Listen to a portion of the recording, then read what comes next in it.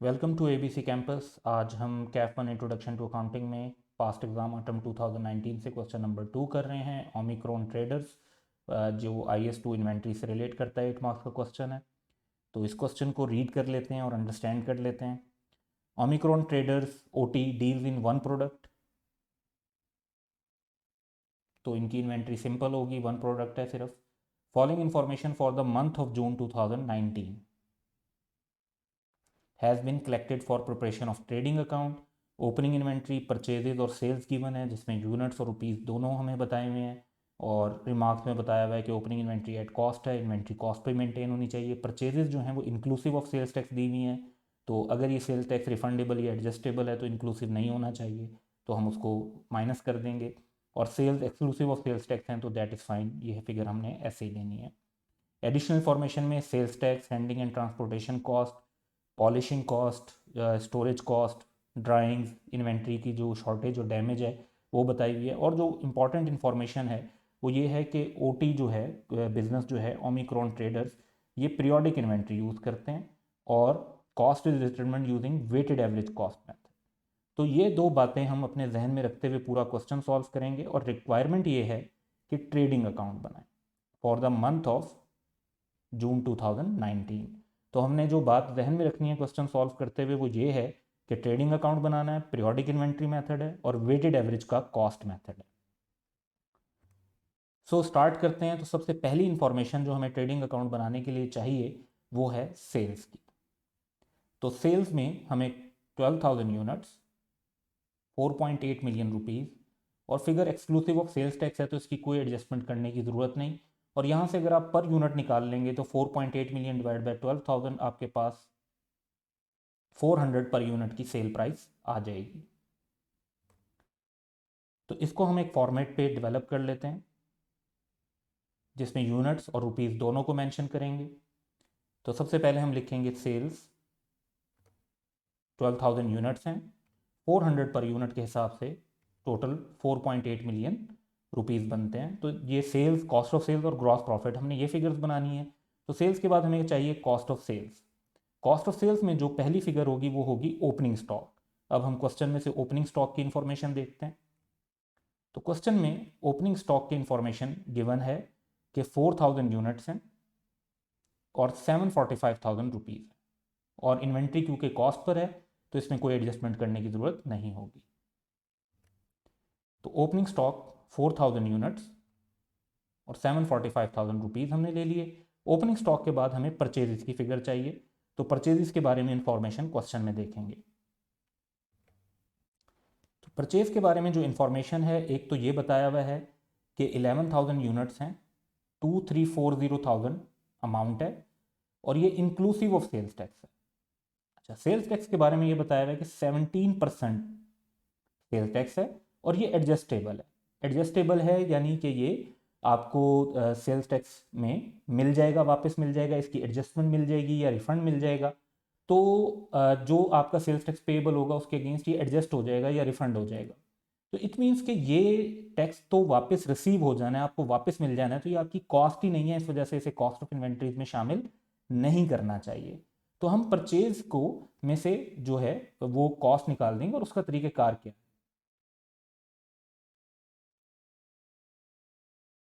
अब जो normal price है वो अगर 100 है तो 17% सेल टैक्स का मतलब है कि सेल टैक्स के साथ वो अमाउंट 117 है। तो 117 से डिवाइड करेंगे और हमें सेल टैक्स के बगैर कॉस्ट चाहिए which is just 100।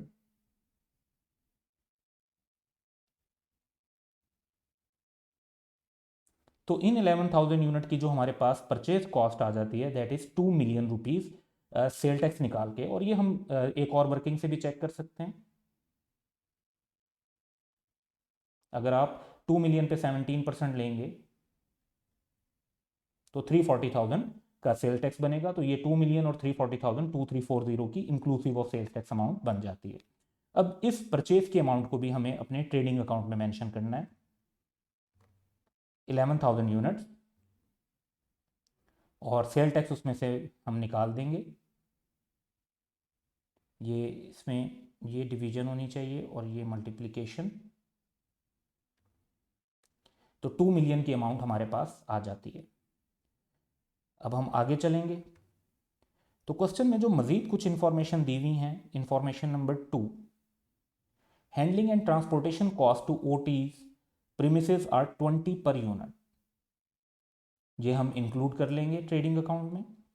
Next information है units purchased are polished at a cost of ₹10 per unit prior to transferring to the warehouse, तो ये भी पॉलिश होती है और तब यूनिट आपका वेयर हाउस में जाता है, तो इसका मतलब है कि ये कॉस्ट भी उसके लिए ज़रूरी है और हर यूनिट जो है जो परचेज होता है उस पर ये कॉस्ट लगती है, तो 10 पर यूनिट की ये अमाउंट भी हम ले लेंगे। नेक्स्ट है units are stored in a warehouse which is acquired at a monthly rent of 380,000, तो स्टोरेज कॉस्ट जब तक प्रोडक्शन प्रोसेस के लिए ज़रूरी ना हो उसको शामिल नहीं किया जाता, तो स्टोरेज कॉस्ट को हम इंक्लूड नहीं करेंगे। तो हमने हैंडलिंग एंड ट्रांसपोर्टेशन कॉस्ट को लेना है 20 पर यूनिट, पॉलिशिंग कॉस्ट को लेना है 10 पर यूनिट, लेकिन स्टोरेज कॉस्ट को हम इग्नोर करेंगे। तो हैंडलिंग एंड ट्रांसपोर्टेशन कॉस्ट हम लेंगे 11,000 यूनिट पे 20 के हिसाब से 220,000। फिर हम कॉस्ट ऑफ पॉलिशिंग लेंगे 11,000 यूनिट जो हमने परचेज किए हैं 10 रुपीज़ पर यूनिट के हिसाब से 110,000, और स्टोरेज कॉस्ट को हम इग्नोर कर देंगे। तो अब अगर हम टोटल करें ओपनिंग स्टॉक और परचेज के यूनिट्स का तो वो 15,000 यूनिट्स बनते हैं, 4,000 एंड 11,000। दूसरी तरफ हम इन सारों की कॉस्ट को टोटल करें तो वो 3075,000 बनती है। तो ये फिगर्स जो हैं ये हमारे लिए वेटेड एवरेज कैलकुलेट करने में हेल्प देंगी। लेकिन अब हम नेक्स्ट चलते हैं क्वेश्चन की तरफ। तो नेक्स्ट इंफॉर्मेशन क्वेश्चन में है कि 350 units were withdrawn for personal use during the month.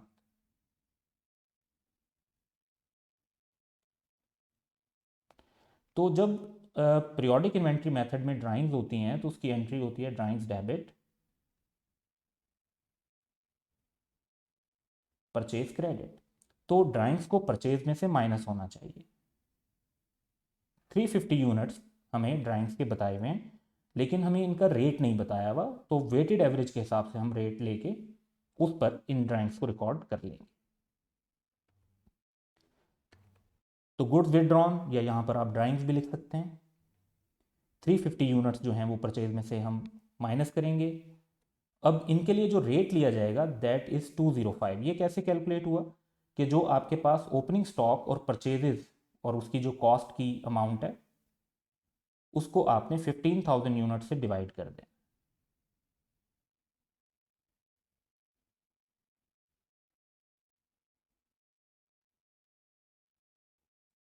तो आपके पास एवरेज कॉस्ट आ जाती है 205 पर यूनिट की। तो इसी के ऊपर हम ड्राइंग्स को रिकॉर्ड कर लेंगे 71750 की। और अब हमारे पास जो नेक्स्ट आइटम होना चाहिए वो होना चाहिए क्लोजिंग स्टॉक। अब क्लोजिंग स्टॉक के लिए एक इंटरेस्टिंग पॉइंट है जो यहाँ पर हम इंप्लीमेंट करेंगे कि जितने यूनिट्स की सेल्स होती है उतने ही यूनिट की कॉस्ट ऑफ सेल्स भी रिकॉर्ड होनी होती है।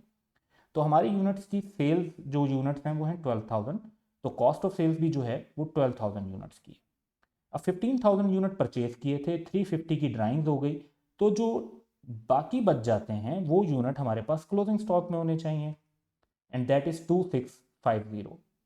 वंस अगेन क्लोजिंग स्टॉक के लिए हमें जो है कुछ इंफॉर्मेशन मजीद भी दी हुई है। वैसे तो अगर वेटेड एवरेज होता और कोई एनआरवी वगैरह की इंफॉर्मेशन ना होती तो हम इसी 205 के रेट को सिंपली यूज़ कर लेते, लेकिन क्योंकि क्वेश्चन के अंदर कुछ एनआरवी की इंफॉर्मेशन भी दी हुई है तो हमें एक वर्किंग डेवलप करनी पड़ेगी जिससे हम कॉस्ट और एनआरवी का कंपैरिजन करके इन्वेंट्री की वैल्यूएशन करेंगे और फिर आगे चलेंगे। तो उस तरफ चलते हैं।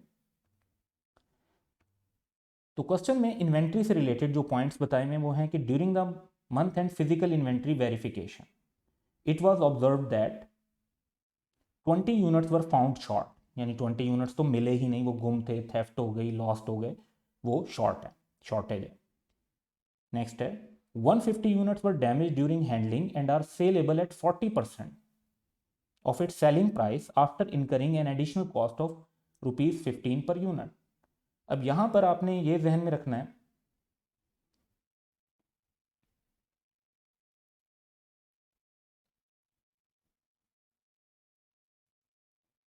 कि नॉर्मल सेलिंग प्राइस जो है वो 12,000 यूनिट्स की थी 4.8 मिलियन पे, तो ₹400 पर यूनिट की आपकी नॉर्मल सेलिंग प्राइस है। तो NRV कैलकुलेट करने के लिए हम 400 का 40% लेंगे और उसमें से 15 माइनस कर देंगे।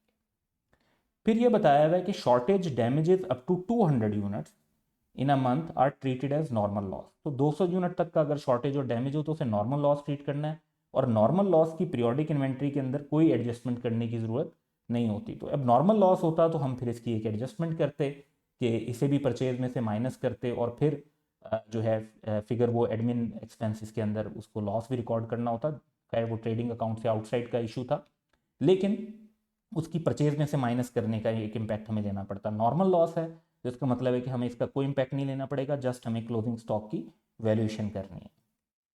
तो क्लोजिंग स्टॉक की वैल्यूएशन इस बेस पर करते हैं कि 20 यूनिट शॉर्ट हैं, 150 यूनिट्स डैमेज है। तो क्लोजिंग स्टॉक में इन्वेंट्री शॉर्टेज जो है that is of 20 units question में बताई हुई है। जो डैमेज यूनिट्स हैं उनकी तादाद 150 है, और हम जो मेन ट्रेडिंग अकाउंट बना रहे थे वहाँ पर हमने टोटल यूनिट्स कैलकुलेट किए थे 2650। तो यहाँ से हमें शॉर्टेज और डैमेज यूनिट्स का तो क्वेश्चन ने बता दिया, टोटल यूनिट्स का हमें ट्रेडिंग अकाउंट से पता चला। तो इससे ये पता भी चलेगा कि गुड यूनिट्स जो हैं वो कितने हैं। जो बाकी यूनिट्स बच गए वो गुड यूनिट्स हैं, दैट इज़ 2480। अब तमाम यूनिट्स की कॉस्ट वही है जो हमने ट्रेडिंग अकाउंट में कैलकुलेट किया, दैट इज़ 205। तो कॉस्ट सबकी पता चल गई। अब NRV की बारी आती है, तो जो यूनिट शॉर्ट होते हैं यानी है ही नहीं तो उनकी NRV तो ज़ीरो है। जो डैमेज यूनिट्स हैं उसकी NRV के लिए क्वेश्चन में हमें डाटा गिवन है कि 400 की सेलिंग प्राइस है पर यूनिट, 40% पे सेल होगा, 15 की कॉस्ट लगेगी, तो दैट इज ₹145 NRV। जो गुड यूनिट्स हैं वो normal selling price that is 400 उस पर सेल हो जाएंगे, और इस हिसाब से अब हम कॉस्ट और NRV में से जो लोअर फिगर होगी उसको यूनिट से मल्टीप्लाई करेंगे। तो 20 मल्टीप्लाइड बाय 0, 0 वैल्यू आ जाएगी। डैमेज यूनिट्स में 150 मल्टीप्लाइड बाय 145 लोअर ये है, तो दैट इज 21750। और गुड यूनिट्स जो हैं हमारे पास उनमें 205 कॉस्ट लोअर है, तो 205 को 2480 से मल्टीप्लाई करेंगे, दैट इज 508400, और हमारे पास टोटल जो वैल्यूएशन आ जाएगी क्लोजिंग स्टॉक की that is 530150। Now this figure we have to take this figure to the trading account. तो ट्रेडिंग अकाउंट में ये फिगर लेकर जाते हैं, वर्किंग वन की तरफ हम रेफर कर देंगे 530150। तो जब आपने क्लोजिंग स्टॉक भी मेंशन कर लिया तो सिंपली आप अब कॉस्ट ऑफ सेल्स कैलकुलेट कर लेंगे, that is now sum of these figures, दो जो 3075,000 में से दो फिगर माइनस करके, और सेल्स और कॉस्ट ऑफ सेल्स के डिफरेंस के तौर पे हम ग्रॉस प्रॉफिट कैलकुलेट करें। So that was the requirement of question कि हम एक ट्रेडिंग अकाउंट बनाएं। ट्रेडिंग अकाउंट बेसिकली मीन्स के सेल से लेके ग्रॉस प्रॉफिट तक वाला portion from the statement of comprehensive income. तो ग्रॉस प्रॉफिट तक हमने कैलकुलेशंस कर ली। So that's all. Share your feedback in the comments below.